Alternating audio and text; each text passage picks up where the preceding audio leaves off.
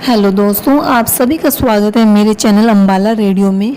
आज की वीडियो में हम जानने की कोशिश करेंगे कि महाभारत के युद्ध के बाद विधवा महिलाओं का क्या हुआ। तो आइए शुरू करते हैं।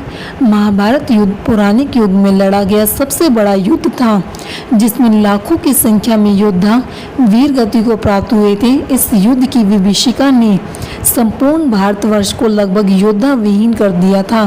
कुरुक्षेत्र में भाग लेने वाले सभी योद्धा पुरुष थे, लेकिन दर्शकों, क्या आप जानते हैं कि युद्ध के बाद वीर गति को प्राप्त हुए सैनिकों की पत्नियों का क्या हुआ?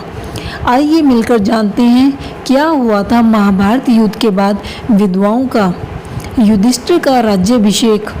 इस कथा का वर्णन महाभारत ग्रंथ के आश्रमवासी पर्व के 33वें अध्याय में पढ़ने को मिलता है। कथा के अनुसार महाभारत युद्ध के पश्चात पांडु पुत्र युधिष्ठिर का हस्तिनापुर के नरेश के रूप में राज्याभिषेक हुआ। उसके पश्चात पांचों पांडव राजकाज के साथ अपने ज्येष्ठ पिता धृतराष्ट्र, बड़ी माँ गांधारी और माता कुंती की दिन रात सेवा किया करते थे। पांडवों की सेवा से धृतराष्ट्र और गांधारी धीरे धीरे अपने पुत्रों के शोक से बाहर आ गए। इसी तरह 15 वर्ष का समय बीत गया। तब एक दिन धृतराष्ट्र ने युधिष्ठिर से कहा, हे युधिष्ठिर, अब हम अपना बचा हुआ जीवन वन में बिताना चाहते हैं, इसलिए हमें जाने की आज्ञा दो। अपने ज्येष्ठ पिता की बातों को सुनकर युधिष्ठिर दुखी हो गए, परंतु विदुर के समझाने पर उन्होंने धृतराष्ट्र सहित गांधारी, माता कुंती और विदुर को वन जाने की आज्ञा दे दी। उसके अगले दिन धृतराष्ट्र, गांधारी, कुंती, विदुर और संजय सन्यासी का रूप धारण कर वन को प्रस्थान कर गए।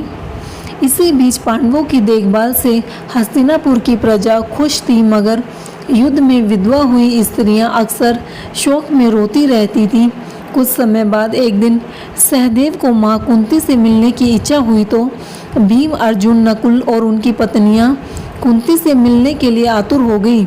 अगले दिन पांडव द्रौपदी को लेकर वन के लिए निकले तो हस्तिनापुर निवासी भी साथ हो लिए। इनके साथ उन योद्धाओं की विधवा भी थी जिनके पति महाभारत युद्ध में मारे गए थे।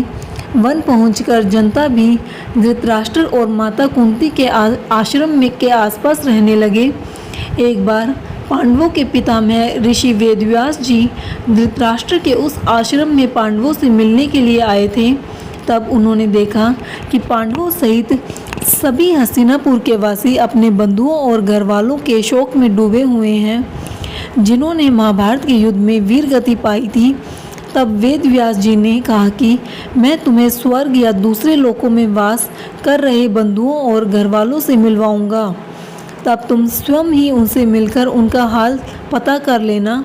तब वेद व्यास सूर्यास्त के समय गंगा नदी के तट पर ले गए और सूर्यास्त होने के बाद उन्होंने गंगा नदी के जल में खड़े होकर अपने तपस्या बल से महाभारत युद्ध में मारे गए सभी योद्धाओं को बुला लिया था। और वह सभी योद्धा गंगा नदी के जल से इस प्रकार बाहर निकल आए जैसे वह सभी उस गंगा नदी में ही वास करते हो। यह देख सभी हस्तिनापुर वासी बहुत प्रसन्न हो गए थे और अपने घर वालों से मिलकर उनका हाल चाल पूछने लगे। इसलिए सभी के मन में अपनों की मृत्यु का जो शोक था वह हमेशा के लिए समाप्त हो गया था। और कुछ समय बाद महर्षि वेदव्यास जी के आह्वान से आए वह योद्धा अपने लोगों को वापस जाने के लिए वापस गंगा के जल में डुबकी लगाकर अदृश्य होने लगे थे। तब महर्षि वेदव्यास जी ने वहां उपस्थित योद्धाओं की सभी विधवा महिलाओं से यह कहा था कि जो स्त्रियां अपने पतियों के साथ उनके लोक में जाना चाहती हैं, वह गंगा देवी की इस पवित्र धारा में अपना जीवन त्याग दें। वेद व्यास जी की यह बात सुनकर वह सभी महिलाएं जो अपने पतियों से असीम प्रेम करती थी, वह गंगा जल की उस धारा में कूद पड़ी थी और अपने पतियों के लोक को चली गई।